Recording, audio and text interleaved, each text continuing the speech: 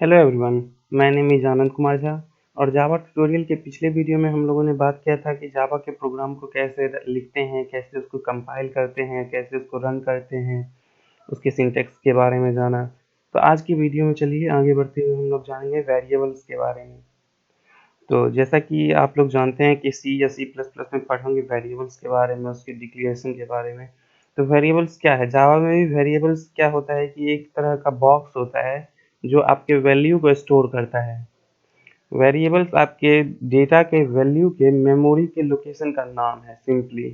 मतलब आप किसी चीज़ को रखना चाहते हैं, मान लीजिए कि आपके पास आम है 1 केजी मैंगोज़, और उसको आपको रखने के लिए किसी बर्तन की तो ज़रूरत पड़ेगी ना। तो वही बर्तन का काम यहाँ पे वेरिएबल्स करता है हमारे डेटा को स्टोर करने के लिए। मान लीजिए कि जावा में आपको किसी डेटा को अगर स्टोर करना है तो उसके लिए आपको वेरिएबल्स की ज़रूरत पड़ेगी। मान लीजिए कि हमको 5 इंटीजर वैल्यू किसी जगह स्टोर करना है, तो उसके लिए आपको इंट एक डेटा टाइप होता है जहाँ पे वैल्यू नाम का एक वेरिएबल है जिसमें आपको 5 स्टोर करना है। तो ये वैल्यू जो है यहाँ पे वेरिएबल का काम करेगा। ये वेरिएबल जो है वैल्यू है सिंपली। और वेरिएबल्स जो होते हैं जावा में जनरली 3 टाइप के होते हैं। जावा में जो वेरिएबल्स होते हैं वो जनरली 3 टाइप के होते हैं। पहला होता है आपको फर्स्ट होता है आपको लोकल वेरिएबल। दूसरा होता है इंस्टेंस इंस्टेंस वेरिएबल। और उसके बाद होता है आपको स्टैटिक वेरिएबल। तो चलिए, तो इस तीनों के बारे में हम लोग अच्छे से जानते हैं। तो लोकल वेरिएबल सबसे पहले बात जो आता है सो लोकल वेरिएबल की आती है। लोकल वेरिएबल किसे कहते हैं? तो लोकल वेरिएबल जो होता है जावा में उसको हम लोग क्लास के अंदर और मेथड के अंदर डिक्लेयर करते हैं। मेथड मतलब किसी फंक्शंस के अंदर डिक्लेयर करते हैं। फंक्शंस के बारे में हम लोग आगे के लेक्चर्स में जानेंगे। फंक्शंस क्या होता है कि हमारे प्रोग्राम्स में कोड रीयूजेबिलिटी को इंक्रीज करता है। ये ब्लॉक ऑफ कोड होता है फंक्शंस जनरली, उसको हम लोग आगे अच्छे से डिस्कस करेंगे। तो लोकल वेरिएबल्स को जनरली हम लोग ओनली क्लास के अंदर ही क्लास और मेथड के अंदर ही डिक्लेयर करते हैं। चलिए इसको हम प्रोग्राम के थ्रू समझते हैं। तो ये रहा अपना क्लास नाम का एक टेस्ट नाम का एक क्लास बना लिया, और मेन मेथड के अंदर हम लोग एक वेरिएबल डिक्लेयर करेंगे। मान लीजिए कि हमको एज डिक्लेयर करना है, इंट एज इक्वल्स टू 18। तो एज जो वेरिएबल्स है यहाँ पे ये क्लास टेस्ट के अंदर और मेन मेथड के अंदर डिक्लेयर है यहाँ पे। तो जो वेरिएबल्स क्लास और मेथड के अंदर डिक्लेयर हो उसको हम लोग लोकल वेरिएबल्स कहते हैं। इस लोकल वेरिएबल को हम लोग आउटसाइड द मेथड एक्सेस नहीं कर सकते हैं। मतलब कि इस स्टैटिक मेथड के बाहर अगर हम चाहें यहाँ पे इसको प्रिंट करवाना, सिस्टम डॉट डॉट प्रिंट, यहाँ पे अगर हम इसको प्रिंट करवाना चाहें एज को, तो ये यहाँ पे प्रिंट नहीं कर सकता है, क्योंकि लोकल वेरिएबल का स्कोप जो होता है so only inside the method होता है, ना कि आउटसाइड द मेथड। इसको हम आउटसाइड द मेथड एक्सेस नहीं कर सकते हैं, इस वेरिएबल को ओनली इनसाइड एक्सेस कर सकते हैं। चलिए इसको मान लीजिए इसको हम रन करके देखते हैं और देखते हैं कि क्या ये हमको एरर देता है।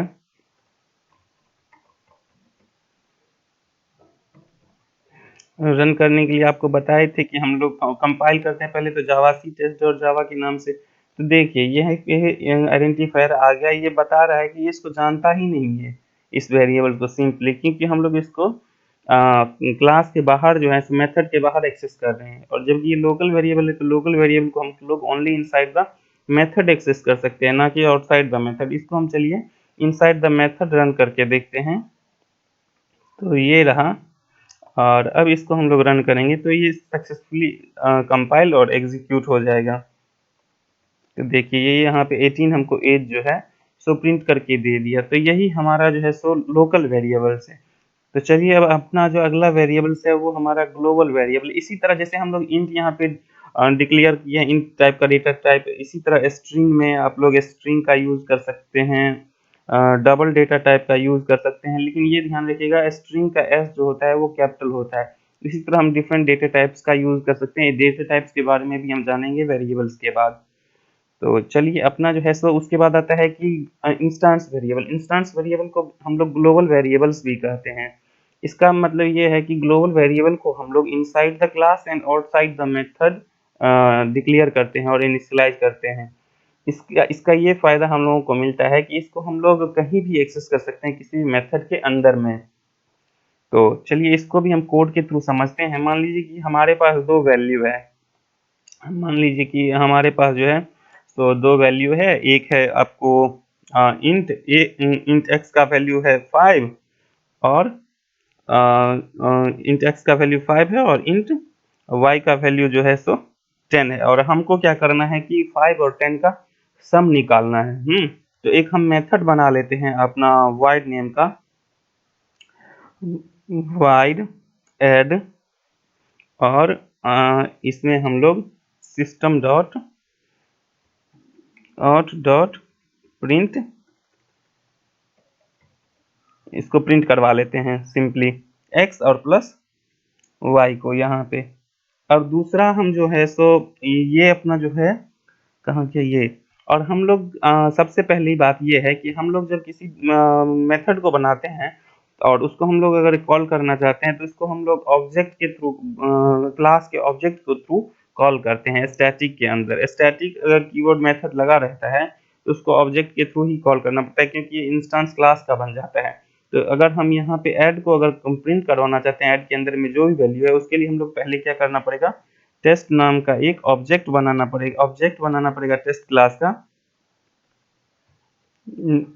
ऑब्जेक्ट बनता है न्यू कीवर्ड के थ्रू और यहाँ पे ओबीजे जो है सो उस ऑब्जेक्ट का वेरिएबल है। ये ओबीजे एक वेरिएबल है जो कि ऑब्जेक्ट क्रिएट हो रहा है न्यू के थ्रू उसका। और अगर हमको ऐड को कॉल करवाना है तो ओबीजे डॉट ऐड को यहाँ पे ऐड लिखेंगे तो ये हमारा ऐड जो है सो कॉल हो जाएगा। तो चलिए इसको हम लोग प्रिंट करके देखते हैं। तो ये अपना कंपाइल हुआ और ये हमको 15 प्रिंट करके दे दिया। तो ये हम लोगों ने देखा कि वेरिएबल्स जो हम लोग आउटसाइड द मेथड और इनसाइड द क्लास यहाँ पे डिक्लेयर किए थे उसको हम लोग इस मेथड के अंदर कॉल कर सकते हैं। ऐड नाम के मेथड के अंदर कॉल कर लिए। अब चाहते हैं कि इसको हम आगे भी कॉल करें, मेन मेथड के अंदर भी हमको कॉल करने का मूड है इसका। तो इसको हम लोग मेन मेथड के अंदर कैसे कॉल करेंगे उसके लिए भी हम लोग देखते हैं कि हम लोग सिंपली क्या करेंगे, उसको हम लोग क्लास के वेरिएबल्स के थ्रू कॉल करेंगे। क्लास के थ्रू कॉल कर सकते हैं और दूसरी बात है कि उस ऑब्जेक्ट के थ्रू भी हम इसको कॉल कर सकते हैं। उस ऑब्जेक्ट का जो हम क्रिएट किए हैं क्लास का ऑब्जेक्ट, इसके थ्रू हम एक्स और वाई को कॉल कर सकते हैं। बस फर्क हमको यहाँ पे ये करना है कि यहाँ पे हम सिंपली एक्स वाई नहीं लिखेंगे, इसमें हमको उस ऑब्जेक्ट का रेफरेंस देना पड़ेगा। ऑब्जेक्ट वो जो वेरिएबल अभी ऑब्जेक्ट का वेरिएबल क्रिएट किए हैं उसका रेफरेंस देना पड़ेगा। तो ओबीजे डॉट एक्स देंगे, ये रेफरेंस हो गया, प्लस ओबीजे डॉट वाई देंगे। तो इससे ये हो जाएगा कि ये हम लोग इनसाइड द मेथड भी कॉल कर सकते हैं मेन मेथड के अंदर। और ये क्यों देते हैं इसका अगले वेरिएबल जब हम लोग स्टैटिक वेरिएबल की चर्चा करेंगे तो उसमें हम लोग अच्छे से समझ जाएंगे कि यहाँ पे क्यों हमको ऑब्जेक्ट क्लास के ऑब्जेक्ट का रेफरेंस देना पड़ता है। तो इसको प्रिंट करके देखते हैं। तो ये अपना कंपाइल हो गया। तो देखिए 2 बार हमको 15-15 दिया है। एक 15 दिया है जो हम लोग मेन मेथड के अंदर कॉल किए थे और एक 15 दिया है जो ऐड नाम के मेथड के अंदर हम लोग उसको कॉल कर रहे थे। तो ये रहा हमारा मतलब ग्लोबल वेरिएबल। देख रहे हैं ग्लोबल वेरिएबल को मतलब क्या है कि हम यहाँ पे इसको एक बार डिक्लेयर किए क्लास के अंदर और inside the outside the method, और इसको हम यहाँ पे भी कॉल कर रहे हैं, यहाँ पे भी कॉल कर रहे हैं। मतलब उस क्लास के अंदर हम इसको कहीं भी कॉल कर सकते हैं इस एक्स और वाई को। तो ये हमारा ग्लोबल वेरिएबल्स होता है। और तीसरे नंबर पे अपना आता है स्टैटिक वेरिएबल्स। तो स्टैटिक वेरिएबल्स का जो होता है कि मतलब हम वेरिएबल जब डिक्लेयर करते हैं तो उसके नाम के आगे सिंपली हम स्टैटिक कीवर्ड का यूज कर लेते हैं। और स्टैटिक कीवर्ड का एक फायदा होता है कि हमारे ये रीयूजिबिलिटी को बढ़ा देता है। कि मान लीजिए कि एक एग्जांपल के थ्रू हम लोग जानना चाहते हैं कि मतलब आपके क्लास में 100 बच्चे हैं या आपके कॉलेज में 1000 बच्चे हैं। और हमको उनका डिटेल्स प्रिंट करवाना है। कि उनके डिटेल्स का मतलब है कि उनका नाम, उनका पता और उनका फ़ोन नंबर और उनका कॉलेज नेम। तो चलिए हम लोग इसको समझते हैं कोड के थ्रू। मान लीजिए कि आपके कॉलेज में बच्चे हैं 1000 जिसमें उनका नेम प्रिंट करवाना है और इंट फ़ोन नंबर प्रिंट करवाना है और कॉलेज का नेम प्रिंट करवाना है। स्ट्रिंग कॉलेज नेम प्रिंट करवाना है। तो ये देखिए कि मतलब जब हम एक बच्चे का डिटेल्स फिल करते हैं तो हमको ये 3 डिटेल्स को कॉल करवाना पड़ता है। दूसरे का करेंगे तो उसमें भी हमको 3 का कॉल करवाना पड़ेगा। तो एक चीज़ यहाँ पे गौर करने बात 1000 का अगर हम कॉल करते हैं तब भी हमको ये 3 को कॉल करवाना पड़ेगा। तो उसमें एक चीज़ गौर करने वाली बात है कि मतलब फ़ोन नंबर मान लीजिए कि फ़ोन नंबर और नेम बच्चे का अलग-अलग होगा। लेकिन कॉलेज का नेम तो उस बच्चे का सेम होगा, चाहे एक बच्चे का हो, दूसरे बच्चे का हो या तीसरे बच्चे का हो या 1000वें बच्चे का हो। उस कॉलेज में पढ़ने वाले बच्चे के कॉलेज का नेम तो सेम ही होगा। तो हम इस कॉलेज को बार-बार कॉल क्यों करवा रहे हैं? इससे हमारे कोड के परफॉर्मेंस पे भी तो इफ़ेक्ट पड़ सकता है। तो इस जगह पे हम लोग स्टैटिक का यूज़ करते हैं। स्टैटिक कीवर्ड का यूज़ करते हैं। जिससे ये होता है कि हमको इस कॉलेज मतलब कॉलेज नेम को बार-बार ये जैसे यहाँ पे एक्स वाई को कॉल कर रहे हैं ना, उस तरह हमको बार-बार कॉल नहीं करना पड़ता है उस स्टैटिक कीवर्ड की वजह से। और दूसरी बात है कि मतलब हम इसको क्लास के ऑब्जेक्ट के रेफरेंस के थ्रू भी हम इसको कॉल कर सकते हैं। अब चलिए इसको हम कोड के थ्रू थोड़ा अच्छे से समझते हैं। उसी एक्स और वाई के वैल्यू की तरह कि हमारे पास जो है सो 2 वैल्यू है। एक सेकेंड ये हमारे पास 2 वैल्यू है इंट एक्स और वाई है। अब इसको हम लोग क्या करते हैं कि मतलब यहाँ पे एक्स वाई प्रिंट करवा रहे हैं और सिंपली जब हम एक यहाँ मेन मेथड के अंदर जब हम प्रिंट करवा रहे थे तो एक्स और प्लस वाई यहाँ पे लिख दिए थे। तो ये हमको क्या करेगा कि ये हमको यहाँ पे एरर देगा, ये सही से एग्जीक्यूट नहीं होगा। देखिए ये क्या दे रहा है एरर, एरर पे ध्यान दीजिए। ये एरर दे रहा है क्योंकि non static variable x can not be referenced from a static context. मतलब कि ये मेन मेथड जो हमारा है वो स्टैटिक मेन मेथड है और ये हमारा जो वेरिएबल्स है ये नॉन स्टैटिक है। तो नॉन स्टैटिक वेरिएबल्स या किसी भी मेथड को भी हम लोग स्टैटिक मेथड के अंदर कॉल नहीं कर सकते हैं। अगर उसको हमको स्टैटिक मेथड के अंदर कॉल करना होता है तो उसको हमको स्टैटिक बनाना पड़ता है। इसको अगर हमको कॉल करना है तो यहाँ पे हमको सिंपली स्टैटिक कीवर्ड का यूज करना पड़ेगा, तब ये हमको उसके अंदर इसको कॉल कर सकते हैं। तो अब देखते हैं इसको हम लोग प्रिंट करवा के, तो ये हमको अच्छे से अपना प्रिंट हो जाएगा बिना किसी एरर के। तो ये देखिए 15-15 जो है सो हमको एरर मतलब एग्जीक्यूट होगी कोड जो है सो दे दिया। अब ये सबसे बड़ी बात है कि स्टैटिक वेरिएबल्स को हम लोग कॉल कैसे करते हैं।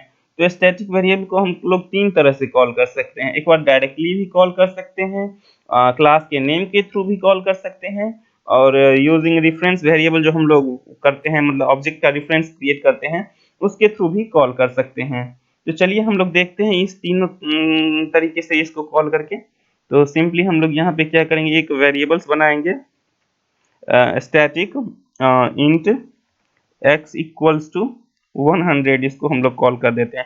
उसके बाद हम लोग मेन मेथड क्रिएट करेंगे सिंपली। अब तो अपना ये मेन मेथड क्रिएट हो गया। अब पहला तरीका है कि हम लोग जो है तो डायरेक्टली भी कॉल कर सकते हैं। वी कैन डायरेक्टली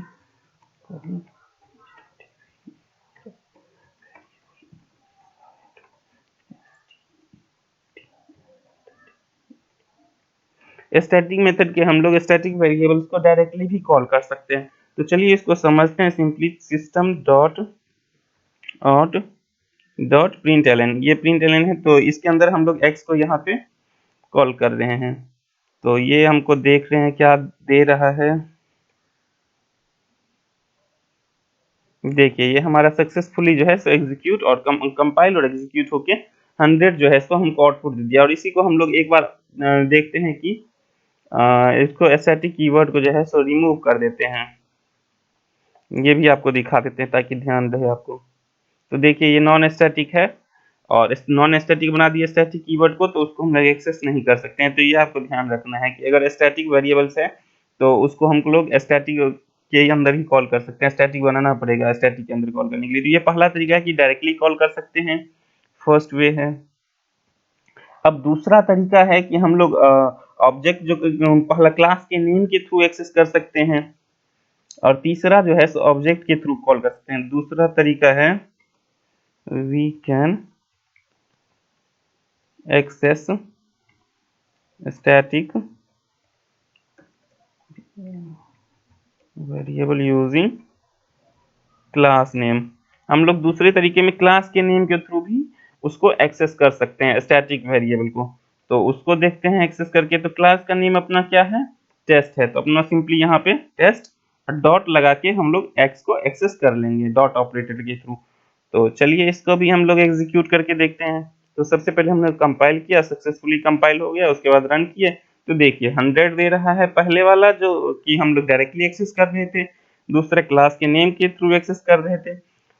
और तीसरा तरीका है कि हम लोग ऑब्जेक्ट के रेफरेंस के थ्रू कॉल करते हैं। तीसरा तरीका जो है, so we can access using reference using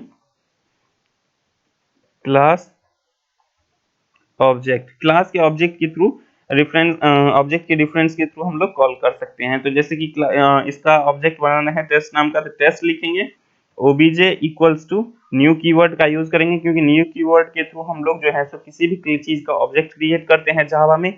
तो न्यू, फिर यहाँ पे टेस्ट लिखेंगे। तो इस तरह से अपना ऑब्जेक्ट क्रिएट हो गया जिसका रेफरेंस वेरिएबल है ओबीजे। और इस ओबीजे के थ्रू जो है सो हम लोग यहाँ पे एक्सेस करेंगे अपने x नाम के वेरिएबल को। तो यहाँ पे हम लिखेंगे ओबीजे, फिर डॉट ऑपरेटर का यूज करेंगे और यहाँ पे x देंगे। तो इससे ये होगा कि हमारा x जो है इसको फिर से प्रिंट हो जाएगा। तो यहाँ पे हमको 3x का आउटपुट देगा। तो देखिए सक्सेसफुली कंपाइल हो गया और एग्जीक्यूट होके हमको ये 3 दे दिया। तो हम लोग 3 तरीके से स्टैटिक कीवर्ड को जो है, स्टैटिक वेरिएबल्स को जो है सो यूज कर सकते हैं। उसके बाद आता है कि मतलब डिफ़ॉल्ट वैल्यू का, जब हर चीज का एक डिफ़ॉल्ट वैल्यू होता है सिंपली, तो उसके बारे में हम लोग जानते हैं। तो ग्लोबल वेरिएबल्स के लिए जो है सो अपना जेवीएम जो है सो डिफ़ॉल्ट वैल्यू प्रोवाइड करवाता है। मान लीजिए कि अगर आप उसको इनिशियलाइज नहीं भी डिक्लेयर कर दिए, इनिशियलाइज नहीं भी किए, फिर भी उसके लिए वो जो है सो डिफ़ॉल्ट वेरिएबल जो है वो प्रिंट कर देगा। तो चलिए इसको हम लोग कमेंट करते हैं और आगे देखते हैं। तो अपना तो एक एक वेरिएबल जो है सो यहाँ पे हम लोग क्रिएट कर लेते हैं इंट ए नाम का, और इसको हम लोग बस डिक्लेयर किए, इनिशियलाइज नहीं किए, और इसको हम लोग चाह रहे हैं कि प्रिंट करवाना। तो ये जो है सो अपना ग्लोबल वेरिएबल है।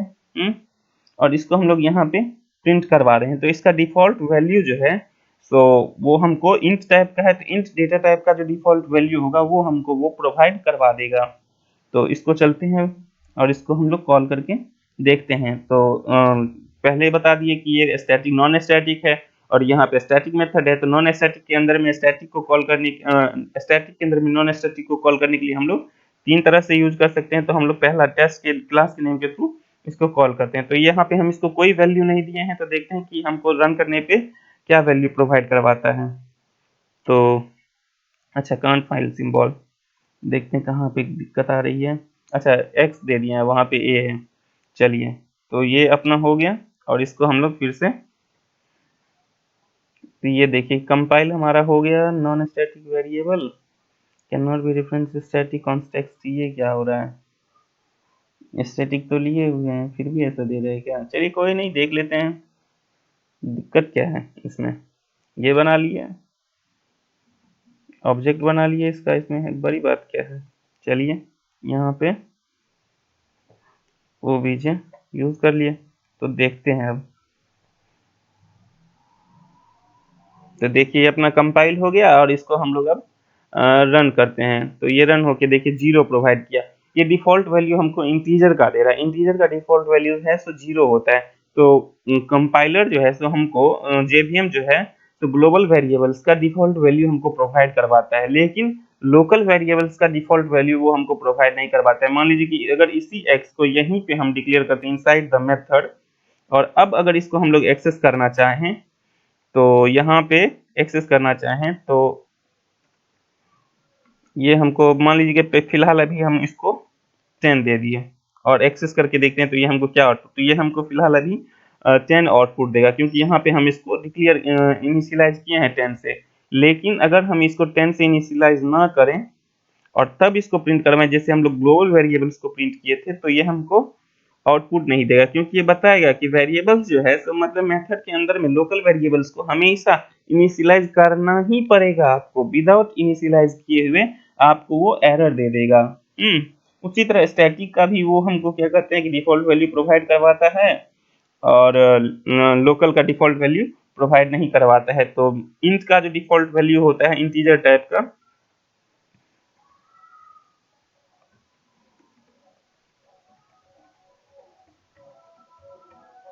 इंट का डिफ़ॉल्ट वैल्यू होता है 0, इंट का डिफ़ॉल्ट वैल्यू 0 होता है। उसी तरह आपको स्ट्रिंग का डिफ़ॉल्ट वैल्यू होता है आपको नल। उसी तरह बुलियन, बुलियन का डिफ़ॉल्ट वैल्यू जो होता है सो आपका फॉल्स होता है। Double O L E, boolean का डिफ़ॉल्ट वैल्यू है जो आपको फॉल्स होता है। इसी तरह डबल का डिफ़ॉल्ट वैल्यू जो होता है सो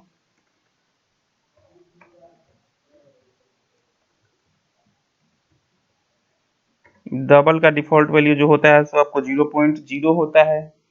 हाँ, तो इस तरह से जो है सो जेवीएम हमको डिफ़ॉल्ट वैल्यू प्रोवाइड करवाता है। तो ये रहा हमारा वेरिएबल्स के बारे में सारी जानकारी। तो आज के वीडियो में फ़िलहाल इतना ही वेरिएबल्स में, और आगे के वीडियो में हम लोग अब डेटा टाइप के बारे में जानेंगे।